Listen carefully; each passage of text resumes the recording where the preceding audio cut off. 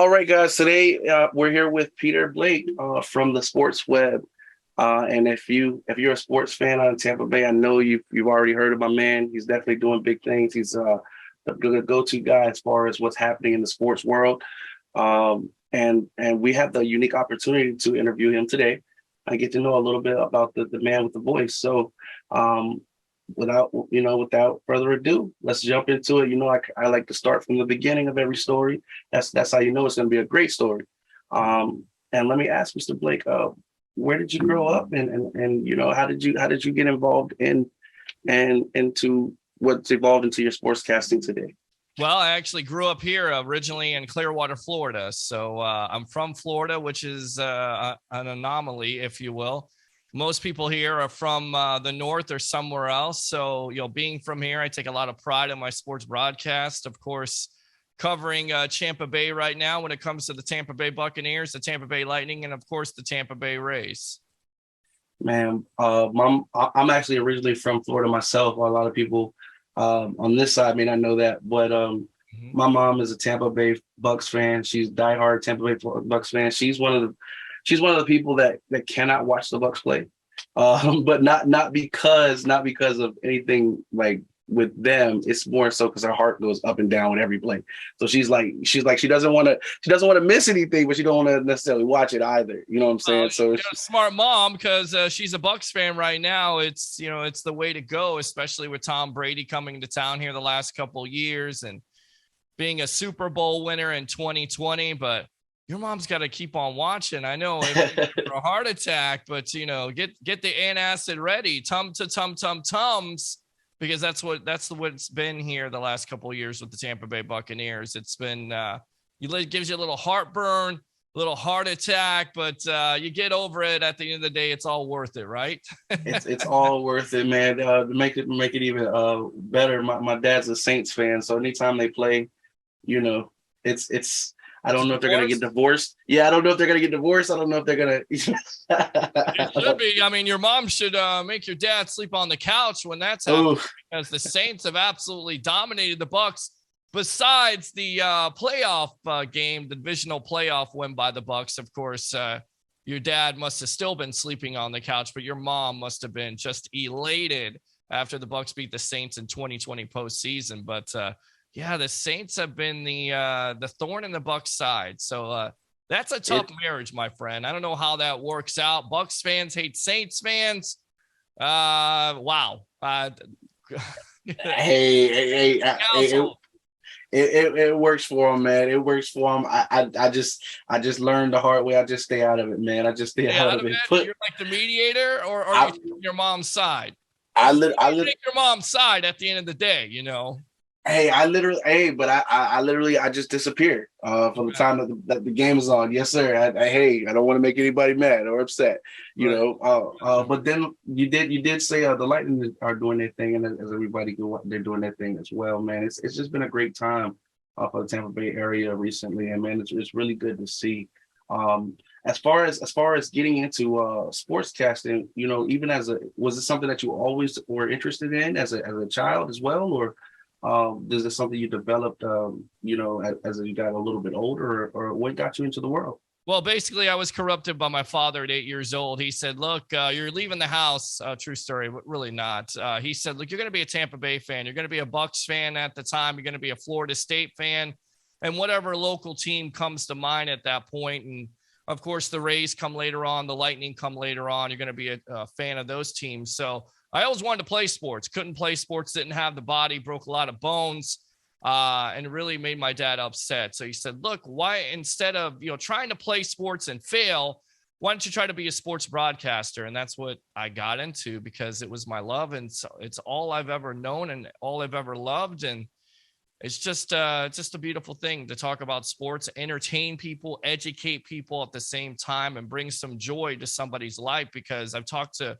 many fans, I call them webheads, and they've called my show and said, look, you get me through my day, you get me through my night. That's the reason why you do this job in the first place, is, take people's mind off of the daily rigors of bills. And some people like politics, not me. I feel like it's real boring. You want to take people's mind off of it. You want to take them to another place. And I feel like that's what my show and that's what my career has done to some people. So I'm proud of that. Man, the positivity that you exude, it really comes through as far as with your voice. You have this cheeriness, this awesome place to be when you're on. So I definitely commend you for bringing that into the world, boss. One thing we talked about right before we started recording here is how you branded yourself so well and so positive that when you actually hear your tagline, it's a rewarding experience for those who actually hear it, because you're like, yo, this guy is full of energy. It's not just stats or somebody. I apologize about that. You Yeah. actually won't believe it, but that was Jelani. And yes, sir, you did just do that in my interview.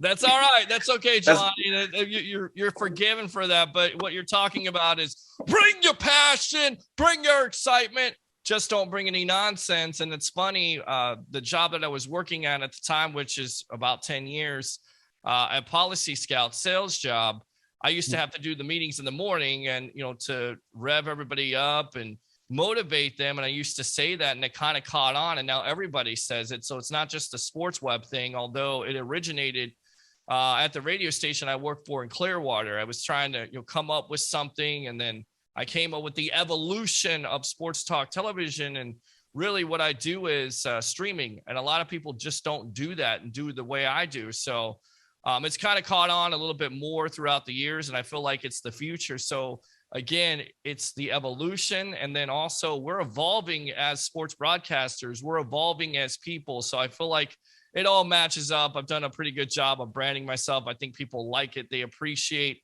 what I have to bring to the table. And I think, if you put your mindset in that and you apply what and you take everything, and I always say this, you stack the hours up, you stack the shows up. They say you become great with 10,000 hours of work.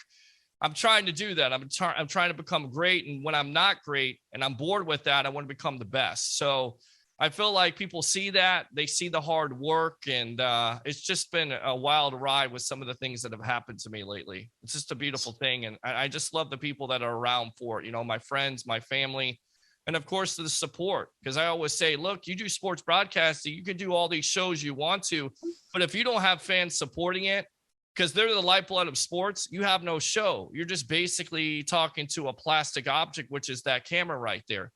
But when you have engagement, when you engage people into the conversation and you get people to, really participate in what you're talking about and get them involved and get them passionate and get them to bring their excitement. And sometimes they do bring the nonsense, and that's when you got to troll them back. I think that's what you get in the sports web. Man, it's definitely a show that packs a punch, and it's entertaining, boss. That's the best thing about it. It's Thank you. like I said, it's not just numbers. It's personality. It's everything that you want when you think of, okay, I want to find out what's going on in this world of sports. Things like that. So, speaking of the interesting things that have happened to you along this journey. My good friend Jelani, our good friend, the one who called in. Much love, Jelani, by the way. He likes to refer to you as the Rolex reporter. Yes. Due to the interaction you had with was it Jake Paul? It was Paul? Jake Paul. It was December Yes, sir. 18th at Amalie Arena. After the fight, I got credentialed through Showtime Boxing, which I was really fortunate to do, because at the time, look, I'm not working for ESPN. I'm not working for Fox Sports. I never worked for a TV station in my life. But once again, applying what applying the things when it comes to streaming. The biggest concern for me is to get connected to Wi-Fi. My colleague at the time, my mentor, TJ Reeves, gets me credentialed with Showtime, also gives me his hotspot, and I get an opportunity to ask Jake Paul a question. And look, I'm not the biggest boxing fan at the end of the day, but before you go to the fight, you do your research and you see the interview that he did with Tyron Woodley. Well, he actually gave Tyron Woodley a Rolex, and not any other Rolex, a $14,000 Rolex that was gold. And he said, Tyron asked him, why did you give me this? And he said, well, it's time to knock you out, Woodley. So I said, well, what a heck of a question that would be to ask him at the end of the fight if he beats Tyron Woodley. Well, sure enough, he knocks Woodley out in the 6th round. So I get the opportunity to ask him a couple questions before that. And I've had, questions before with Jake Paul. He's always been respectful to me. And I appreciate that, because a lot of people say, his antics are, uncalled for. But for me, I feel like he's trying to make a difference, trying to evolve, if you will, somewhat of what I'm like, trying to do. He's misunderstood. So I can identify with that. And I asked him the question, Jake, you're going to start giving out your Rolexes to future opponents? And he said, I don't know. I got something crazy up my sleeve, because I said, you knocked out, you said you were going to knock out Tyron Woodley, so you're going to continue to do that. And he says, do you want a Rolex? And I said, yeah, sure. Why not? All right, I'm going to get you a Rolex. What's your name? Peter Blake. Peter Blake, you're going to look good with the Rolex. For me at the time, I didn't think he was going to give me a Rolex, but he said my name. So that was good enough for me. And then his brother, Logan Paul, makes a beeline to me, gets my information. And I swear I'm getting out of there. It's about 2 or 3 o'clock in the morning. I just couldn't believe it, because I was trying to call people, but I forgot, how late it was. So I'm so excited. But when that something has, went viral, is when your sisters, who care nothing about sports at all, they call you at 7, 8 o'clock in the morning. You went viral on TikTok. I'm like, what the heck is TikTok? Because I'm an old guy. I'm a little bit old, not old, but I'm not into TikTok. And they said, well, you went viral on TikTok with Jake Paul. And I'm like, this is crazy. And then sure enough, I'm on a live show 2 days later, and his manager, Marcos Guerrero, calls me and says, look, I want to call your show. And I'm like, well, what are you calling the show for? You want to talk about the Bucks or something else? And I said, okay, well, who is this? And he said, well, this is Marcos Guerrero, Jake Paul's manager. I'm going to send you a Rolex. Now, I got the Rolex appraised. It was going for online $12,000, but they said it could actually be worth $20,000 because it was with him in a signed box. And I came up with this moniker, I'm the Rolex reporter. What time is it? It's my time and it's your time.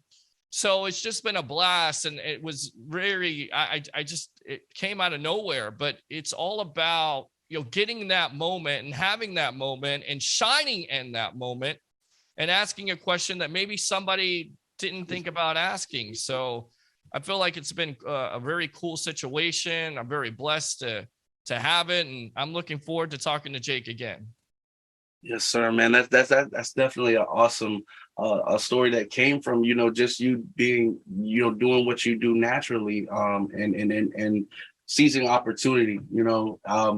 I'm sure, like you said before, you had no idea that was going to happen, how it turned out. But like they say, you miss 100% of the shots you don't take, and you took the shot, boss. And I definitely think it paid off, literally and metaphorically as well. Yes. Yes. So as far as some other things that have happened since then, how did that interaction itself either boost your morale as far as what you do going forward, or how did it change your outlook as far as what do you do on your day-to-day basis? Well, to me, it's kind of like validation. Like, I didn't need that, because I know I've been successful in my life, maybe not as successful as I wanted to be, because I've always wanted to be national. I've always wanted to be on ESPN or CBS Sports or Fox Sports or something along those lines. But for me, it kind of gave me validation. People were saying, well, you should sell it because it's worth money. That's not what it's about. It's a symbol of success. And at the end of the day, I felt like that's what came out of it. And then on top of it, my following went up. My monetization on YouTube kind of went up. I mean, have I become a superstar? No. Do I have as much success or money as I want? No. But I tell you right now, a lot of people were sitting up and taking notice and saying, look, this guy is serious, because there are people out there in this world that is so negative sometimes that will just absolutely bash you and say, you know what, we try to focus on what you can't do instead of what you can do. So I think more people are kind of focused on what he can do. Well, look, he may not work for a big time TV station, but he's got this camera and he's got all this equipment and he's carrying it around, and he's never had a TV job before. But here is a guy that lives in Clearwater, Florida, doing a streaming site thing for his platform. He's doing a press conference, and he's getting a Rolex and getting noticed by a man that has 20 million subscribers on YouTube. And what I would say, if anything in life, you try to inspire people, you try to make an impact on people. And if I did that on somebody's life after that, I did my job. Well, brother, you clocked in, and I don't think you ever clocked out, because you definitely did your job. It's motivational, it's inspirational, and that's what, like you said, that light that you shine, just being who you are naturally, boss. the people who need to see it, so they definitely saw it, and it's a beacon as to what you can be if you just take the leap of, take the leap of faith and trusting yourself. When it comes to success, a lot of people, I think there is no permanent definition of what success is. It's to who, what does success mean to you? And in terms of what does success mean to you, where do you think, like, what are some goals that you are setting that you still may not have hit, but that is coming, or that you're working toward, like long-term goals that you're crossing on? I mean, to be the best at my craft. I mean, like I talked about, you not only be great, but be the best at what you do, be the face of some type of national station, and touch people's lives, make an impact, inspire them, be somebody that they go to when they want to talk sports, whether it's in the Tampa Bay area or nationally. So those are the type of things I try to strive for. And look, I'm not married. I don't have any kids. And there's a reason for that, because I've always been focused on the job at hand. And for me, I'm very ambitious, and I want to be the best, and the sky's the limit, and no matter how long it's going to take. And look, I'm 43 years old, so maybe I've started out late, but I always say, look, I'm the George Clooney of sports broadcasting, right? I mean, he started out a little bit late, but he became famous when he got his break.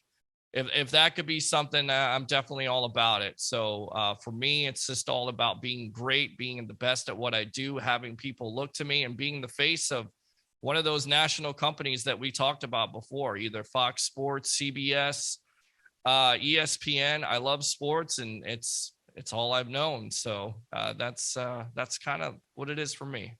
Well, maybe one day, sir, Peter Blake itself, may be that international company, saying, because why put a cap on anything, what I'm saying, with no the voice cap. You got the evolution of sports talk television, the Sports Web, one of the most watched shows out there. I mean, that would be unbelievable in itself, because that was built, and that was, again, the brand was built from the ground up, from a radio station that has 1,000 watts, and now people know the name. So I just want more people to know. I want more people to watch and listen and interact and engage, and be educated and be entertained at the same time. I think a lot of people say, well, that's a lot to ask for. Well, plenty of time to do it. So there's no time clock at the end of the day. I may have a Rolex on my wrist, but it doesn't necessarily mean I'm going to look at that thing and say, well, I'm too old to do this or that. Because if I was thinking like that, probably wouldn't have a lot of the things that I have right now. And you just motivational words, brother. And let me ask, as far as when you were finding your way, who are maybe some of those people that you look up to for either format or just ideas, different ways of doing different things, to see what it is that you want to do versus what you don't want to do, things like that. Who are some of those people that you might have looked up to? Look, I think everybody watched SportsCenter when they were younger. You always wanted to be a part of the big show with Dan Patrick and Keith Olbermann. You also, if you wanted to get into media, you always wanted to watch Private Parts and Howard Stern, because look at how that guy started out.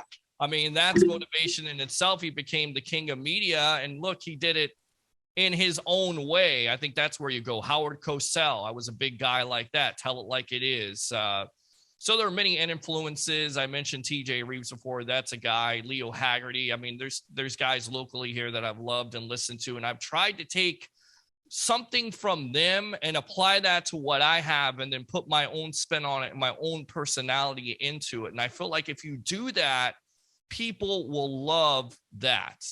Okay, you can try to be somebody you're not, and people won't turn it on. But if you can bring somebody back, if you can treat that fan as if they're a superstar, they'll continue to come back. And I think that's where my influences lie. Man, you are awesome, brother. Just a beacon of positivity. Everything, as far as I know that you Tampa Bay through and through, because you're from the area.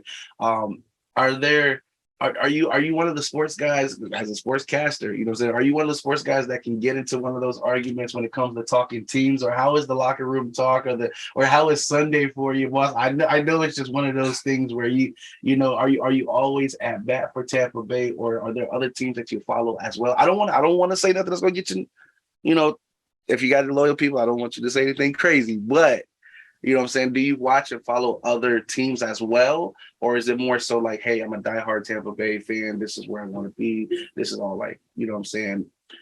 Well, Because I'm sorry. I have to be unbiased about it. That's what I was gonna say. I have to cover Tampa Bay teams. Am I somewhat of a homer sometimes? Yeah, but there's a formula to this. If you get people to react, if you say, look, I'm a fan like you, which you are. My dad used to tell me all the time, be you, stand out, try to think outside of the box and make the fan feel like a star at the end of the day. And I said, well, Dad, they always say I'm a fan. So what? Be a fan. So yeah, I'm definitely a somewhat biased to Tampa Bay teams because I'm here and I've grown up on it. But at the end of the day, you also have to be a little bit unbiased. You have to give some perspective, if you will. And of course, I'm watching everybody's team because you never know. There's somebody that may call that may be a Cowboy fan. Well, if you don't know who Emmitt Smith is in their history, or Troy Aikman, or Michael Irvin, or somebody like that, you can't really have a conversation. So for me, it's always a thirst for knowledge, right?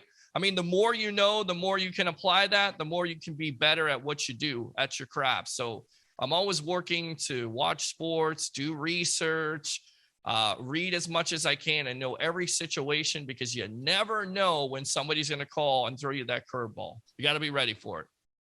All right, man, this has been an awesome opportunity. But I've got two more questions and I'll be able to let you go, and I appreciate you. Yeah. My first would be if there's any, because you dropped a lot of jewels here for those who are going to watch this and that are striving to reach their goals. But if there's someone who's looking to be, one day they want to be the next Peter Blake, what's the most important information that you would tell them now versus like when you started? That's something that you maybe have learned over time that might be able to save them a little bit of time. Find motivation. Like the greatest of all time, Michael Jordan, he found motivation somehow, some way. And what you come to find out when you watch The Last Dance is some of that was kind of made up. But find that motivation. People say, don't listen to those critics that are telling you that you can't do it. No, listen to what they're doing. Listen to what they're saying to you and get motivated, and then go to work hard, apply yourself, invest in yourself, and invest in the idea that you could become the greatest version of yourself. That's what it comes down to. And don't take no. If somebody says you don't have the experience, figure out the experience. Get on camera, whether it's a cell phone, because I started out with the cell phone on YouTube. I had nobody. I had people laughing at me. And then eventually I evolved, right? I got myself a camera. I learned some things. Just keep on learning. Never stop working, because if you stop working, then basically you're not going to make it in this business. And yes, to answer your other question, we absolutely love to debate on the sports web. So my advice for somebody at the end of the day just coming up is don't take no for an answer. There's always a way. Find a different way. Find your voice. Find you. Be yourself. I know it sounds corny, and try to embrace that, man. Embrace the work and embrace the hustle and embrace the grind. And if you do all that, you leave no doubt. Peter Blake, guys. My last question, Peter, is if you could let everyone know where they can find you, where they can follow you as far as your tags. When this is in production, it's going to show up as you speak, so they know that they can follow, and that way they can come in and experience the wonderful experience, which is the Sports Club. Yeah, it's the evolution of sports talk television. It's on I Love St. Pete, which has 101 followers, on Facebook, The Hub, which has another 27, and then of course Amped Up Sports. And then go like and subscribe to the Sports Web on YouTube. And actually, I just got another job here locally. It's called a multi-skilled journalist with CW44. So I'm doing that. I'm starting that next week. So I should be on TV there. And go friend me on Facebook, Peter H. Blake, and do three things as we always end the Sports Web. Bring your passion, bring your excitement. Just don't bring any nonsense. I'm your host, Peter Blake, giving you something to think about. We would appreciate you, Peter Blake, and we wish you first, congratulations on your new job over at CW44, and thank you so much for the interview, boss. We'll be watching. All right, sounds good. Yes, sir.